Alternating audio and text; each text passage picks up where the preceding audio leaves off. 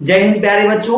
आज जो है हम चर्चा करने वाले हैं क्लास 10th के 2023 के प्रैक्टिस सेट 1 के बारे में चर्चा करने वाले हैं। जैसा कि हमने यानी इसके बारे में बताया था कि जो भी प्रैक्टिस सेट करवाएंगे 2023 के 7 सेट बने हैं, तो जो 7 सेट हैं या किसी किसी में कुछ कम सेट हैं, तो उन सारे सेटों को वर्ष बाय वर्ष सॉल्व करवाते रहेंगे। तो चलते हैं सबसे पहले जो है बहुविकल्पी क्वेश्चन की ओर। ठीक है, तो देखते हैं। तो पहला क्वेश्चन जैसा कि देख पा रहे हो अपनी स्क्रीन पर, क्या लिखा है? किसी वस्तु का अवतल दर्पण द्वारा बना प्रतिबिंब आभासी, सीधा तथा वस्तु से बड़ा पाया जाता है। वस्तु की स्थिति कहाँ होनी चाहिए, यानी वस्तु की स्थिति कहाँ होनी चाहिए कि जो है सीधा बड़ा प्रतिबिंब बने, आभासी बने।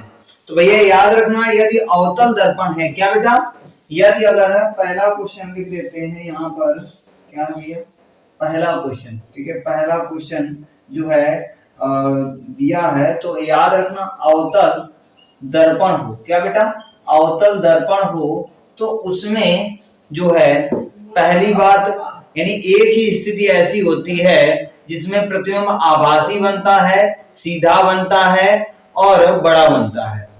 तो एक ही स्थिति अवतल दर्पण में होती है, लेकिन उत्तल दर्पण में सारी स्थितियां आभासी की होती हैं, सारी स्थितियां आभासी, यानी जो है रियल इमेज बनेगा ही नहीं, आभासी प्रतिबिंब बनेगा। तो एक स्थिति इसकी है, तो पहला ऑप्शन है मुख्य फोकस तथा वक्रता केंद्र के बीच, तो ये तो गलत है। इसके बाद वक्रता केंद्र पर, ये भी गलत है।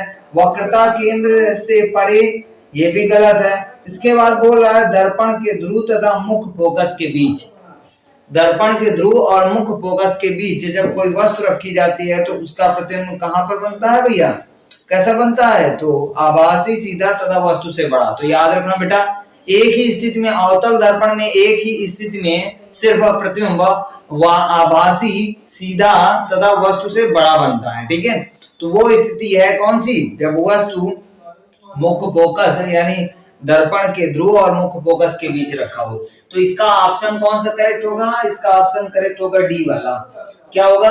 दर्पण, क्या लिखा है? दर्पण के ध्रुव, दर्पण के ध्रुव, दर्पण के ध्रुव तथा मुख्य फोकस, तथा मुख्य फोकस, तथा मुख्य फोकस के बीच, तो इसका ये हो जाएगा, करेक्ट हो जाएगा। ठीक है, इसके बाद अगला क्वेश्चन पढ़ते हैं। किसी शब्दकोश में पाए जाने वाले छोटे अक्षरों को पढ़ते समय आप निम्न में से कौन सा लेंस पसंद करेंगी? ठीक है, तो पहली बात बेटा याद रखना, यहाँ पर जो है दूसरा नंबर जो है, दूसरे नंबर में क्या कह रहा है? शब्दकोश में पाए जाने वाले छोटे अक्षरों को पढ़ना है। यदि शब्दकोश यानी कोई किताब है, किताब को पढ़ने के लिए, ठीक है, किताब को पढ़ने के लिए आप किस लेंस को पसंद करेंगे? तो पहली बात याद रखना, हमें यदि शब्दकोश को पढ़ना है तो हमें शब्द कैसे दिखाई देने चाहिए? बड़े दिखाई देने चाहिए। तो पहली बात याद रखना, यदि अवतल दर्पण है तो शब्द कभी भी बड़े नहीं दिखाई देंगे। क्या?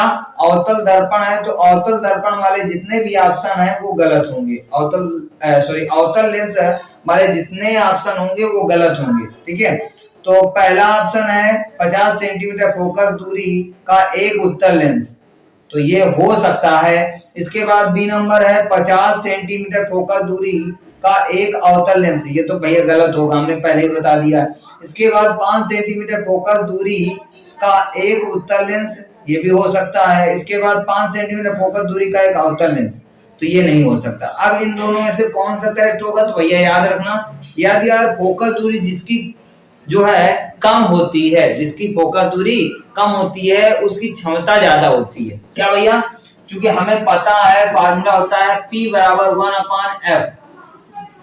कहने का मतलब यदि इसकी जिस लेंस की फोकस दूरी कम होगी उसकी क्षमता यानी पावर यानी शक्ति क्षमता क्या होगी? ज्यादा होगी। ठीक है, तो यहाँ जो है सेंटीमीटर में दिया हुआ है तो इसलिए 100 कर देते हैं। तो भैया यहाँ पर क्या होगा भैया? तो ऑप्शन कौन सा करेक्ट होगा? ऑप्शन सी जो है वो करेक्ट हो जाएगा, यानी 5 सेंटीमीटर फोकस दूरी का एक अवतल लेंस। क्या भैया, सी ऑप्शन सही हो जाएगा। 5 सेंटीमीटर 5 सेंटीमीटर फोकस दूरी का एक उत्तल लेंस, उत्तल लेंस क्या हो जाएगा, सही, उत्तल लेंस इसका करेक्ट हो जाएगा। ठीक है, क्योंकि यदि फोकस जिस जिस भी लेंस की फोकस दूरी यदि कम हो तो उसकी शक्ति, यानी शक्ति जो होती है देखने की क्षमता, यानी पावर जो होगी वो क्या होगी, अधिक होगी। इसलिए 5 सेंटीमीटर फोकस दूरी का एक उत्तल लेंस का उपयोग किया जाएगा। इसके बाद अगला क्वेश्चन पढ़ते हैं। तो अगला क्वेश्चन है, कह रहा है किसी गोली दर्पण तथा उसके पतले गोली लेंस, ठीक है, पतले गोली लेंस दोनों की फोकस दूरियां प्रत्येक -15 सेंटीमीटर है। दर्पण तथा लेंस संभवता है। तो पहले बात को समझना, यहाँ पर प्रत्येक की फोकस दूरियां कितनी दी हुई है, -15 सेंटीमीटर। ठीक है, तो अब देखो ऑप्शन पढ़ते हैं। पहला लिखा है दोनों अवतल दोनों उत्तल, उसके बाद दर्पण दर्पण अवतल और लेंस उत्तल, उसके बाद दर्पण उत्तल और लेंस अवतल। तो भैया ध्यान देना भैया, अवतल दर्पण बोला है ना, अवतल दर्पण, तो भैया यानी दोनों की क्या होनी चाहिए, फोकस दूरियां जो है प्रत्येक की फोकस दूरी समान दी हुई है।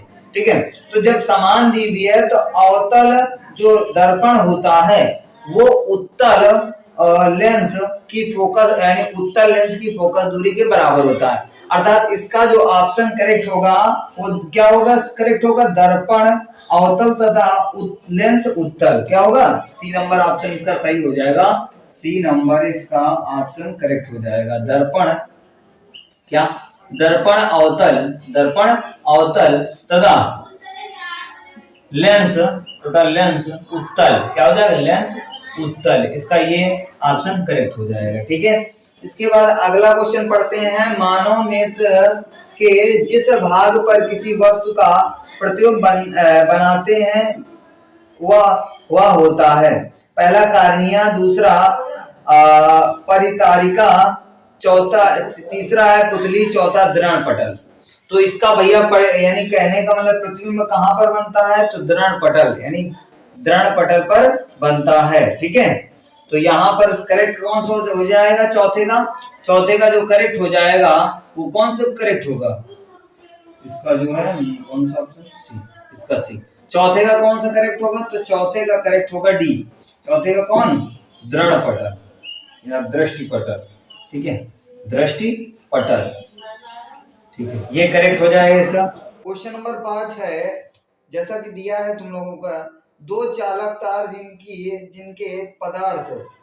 जिनके पदार्थ लंबाई तथा व्यास समान है, यदि किसी परिपथ में पहले श्रेणी क्रम और फिर पाषाण क्रम में संयोजित किए जाते हैं, श्रेणी और पाषाण क्रम संयोजन में उत्पन्न ऊष्माओं का अनुपात क्या होगा, यानी ऊष्माओं का हमें अनुपात ज्ञात करना है। तो हम जो है इसको हम सॉल्व कर लेते हैं। ठीक है, सबसे पहले क्या दिया है, सबसे पहले दिया है श्रेणी क्रम संयोजन। ठीक है, तो चित्र के माध्यम से थोड़ा लंबा हो जाएगा, ठीक है, लेकिन फिर भी हम इसको समझा देते हैं। तो सबसे पहले हम चित्र बनाते हैं श्रेणी क्रम संयोजन। ठीक है, श्रेणी क्रम संयोजन। ठीक, अब यहाँ पर एक कोई प्रत्यावर्ती धारा यानी विभव रख देते हैं V, जो कि वोल्टेज दे रहा है। इसे हमने R1 माना, इसे R2 माना। ठीक है, इसे R1 माना और इसे R2 माना। ठीक है, और इस पर वैद्युत धारा I प्रवाहित हो रही है। ठीक है, वैद्युत धारा I प्रवाहित हो रही है। यहाँ से वैद्युत धारा यानी सेम वैद्युत धारा यहाँ से गुजरेगी, फिर उसके बाद सेम एक ही वैद्युत धारा रहेगी। ठीक है, उसके बाद हमने दूसरा चित्र बनाया समांतर क्रम के लिए। ठीक है, समांतर क्रम के लिए हमने ये चित्र बनाया। ठीक है, समांतर क्रम के लिए हमने इस प्रकार से कोई चित्र बनाया। ठीक है, तो इसे हमने R1 दे दिया और इसे R2 दे दिया। ठीक है, ऐसे बना लेते हैं, हमें सिर्फ समझना है। ठीक है, यहाँ पर हम प्रत्यावर्ती यानी धर देते हैं, यहाँ पर भी। ठीक है, जिस पर भी धारा अलग अलग दिशाओं में बहेगी, I1 I2 हो जाएगी। ठीक है, तो तो ठीक है। अब देखो भैया, चूंकि हमें पता है कि समांतर क्रम संयोजन के लिए फार्मूला क्या होता है और श्रेणी क्रम संयोजन के लिए फार्मूला क्या होता है। ये समांतर है, ये श्रेणी है। तो चूंकि हमें पता है कि समांतर क्रम संयोजन के लिए फार्मूला, सबसे पहले हम देख लेते हैं श्रेणी क्रम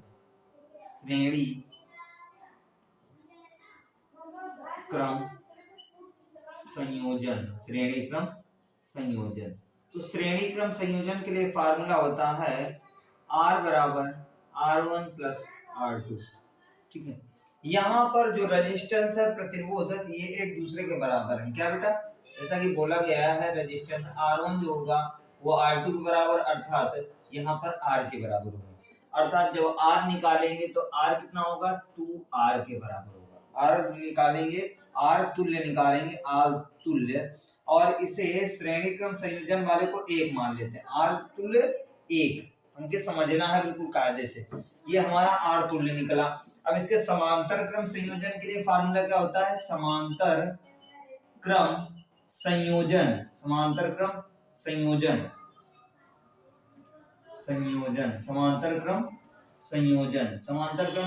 के लिए फार्मूला होता है समांतर क्रम संयोजन। ठीक है, तो इसके लिए 1/R तुल्य इसे 2 मान लेते हैं। R तुल्य 2 बराबर 1/R1 प्लस 1/R2।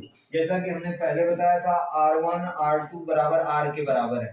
तो यहाँ पर R1 और R2 के स्थान पर यदि R रख दें तो R तुल्य निकलेगा, R तुल्य 2 बराबर 1/R प्लस 1/R। तो भाई इनका एलसीएम लेंगे तो एलसीएम कितना आएगा, R आएगा, ऊपर कितना आएगा, 2 आएगा। यदि हम यहाँ से R तुल्य का मान निकालेंगे, यहाँ पर हल कर ले, सीरियल से हल करना, मतलब ऑप्शन निकाल रहे हैं कि कौन सा ऑप्शन राइट होगा। ठीक है, तो यहाँ पर जब ये देखो R तुल्य 1/R तुल्य है, तो यदि R तुल्य 2 निकालेंगे तो ये उल्टा हो जाएगा, अर्थात R तुल्य 2 जो निकलेगा वो कितना निकलेगा, R/2 निकलेगा। ठीक है, इतनी बात समझ में आई। यानी R तुल्य 1 कितना निकला, 2R निकला, और R तुल्य 2 जो निकला वो कितना निकला, R/2। ठीक है, अब हमें हीट पता है, हीट के लिए H1 H2 बराबर जो होता है वो क्या होता है, रेजिस्टेंस, यानी R2/R1 के बराबर होता है। यानी R तुल्य 2 अपान R तुल्य 1।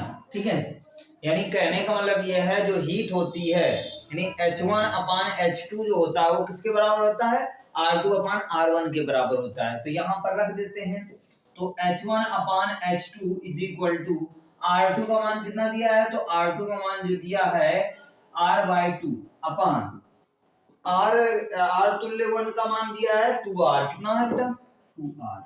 ठीक है, बटे 1 मान लिया, मध्य बाय का कराया, तो R/2 into 2R, 2 into 2R, R से R कैंसिल हो जाएगा, तो बचेगा क्या, H1/H2 बराबर बचेगा 1/2 दूनी 4, 1/4। अब इसे अनुपात में यदि लिखना चाहो तो अनुपात में क्या लिख सकते हो, तो अनुपात में लिख सकते हो, यानी H1/H2। ठीक है, बराबर कितना हो जाएगा, 1/4 हो जाएगा। ठीक है, ये इसका राइट ऑप्शन हो जाएगा, राइट। लघु परिपथ में समय परिपथ में विद्युत धारा का मान क्या होता है, बहुत कम हो जाता है, परिवर्तित नहीं होता है, बहुत अधिक बढ़ जाता है, निरंतर परिवर्तित होता है। ठीक है, तो इसका कौन सा ऑप्शन सही होगा, तो इसका ऑप्शन जो सही होगा, बहुत अधिक बढ़ जाता है। क्या होगा, छठवें का जो है, क्या होगा, छठवें नंबर का जो है कौन सा करेक्ट होगा बेटा, तो छठवें का सी करेक्ट होगा। तो क्या हो जाएगा, बहुत अधिक, क्या, बहुत अधिक बढ़,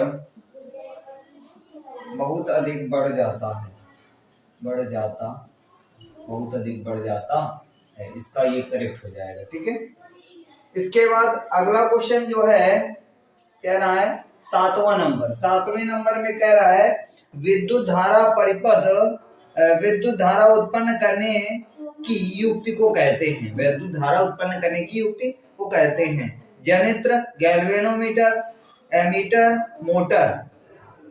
तो क्या होगा भैया, जनित्र होगा।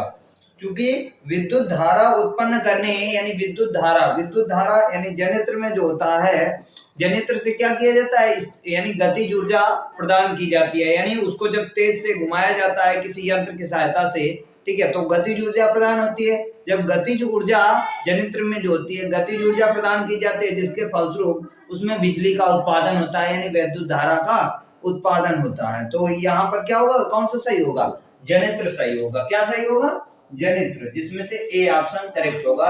जनित्र की सहायता से हम बिजली का उत्पादन कर सकते हैं, ठीक है। उसके बाद अब चलते हैं उपखंड खा, ठीक है। सबसे पहला है कि एंटीमनी है, 8वें का पहला एंटीमनी है। तो एंटीमनी क्या है, धातु है, अधातु है, उपधातु है, मिश्र धातु है। जैसा कि हमने बहुत बार बताया है ऑनलाइन या ऑफलाइन में कि जो एंटीमनी होती है वो कैसी, उपधातु होती है। कैसी होती है, उपधातु होती है। उपधातु किसे कहते हैं, जिसमें धातु के गुण अधिक और अधातु के गुण कम पाए जाते हैं, उपधातु कहलाता है, ठीक है। तो यहाँ पर एंटीमनी जो होगा वो उपधातु होगा। क्या होगा, उपधातु, सही हो जाएगा, उपधातु इसका राइट हो जाएगा, ठीक है।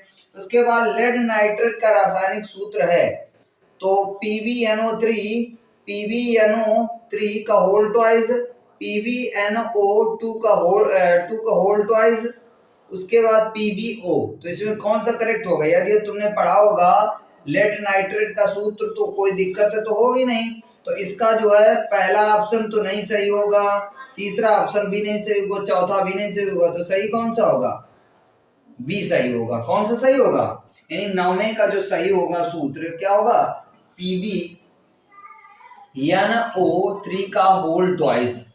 क्या होगा, PbNO3 का होल ट्वाइस, ये हो गया, ठीक है। उसके बाद आगे है निम्न में से असंतृप्त हाइड्रोकार्बन है। तो भैया C2H6 बी है, बी नंबर है C2H4 और सी नंबर है CH4।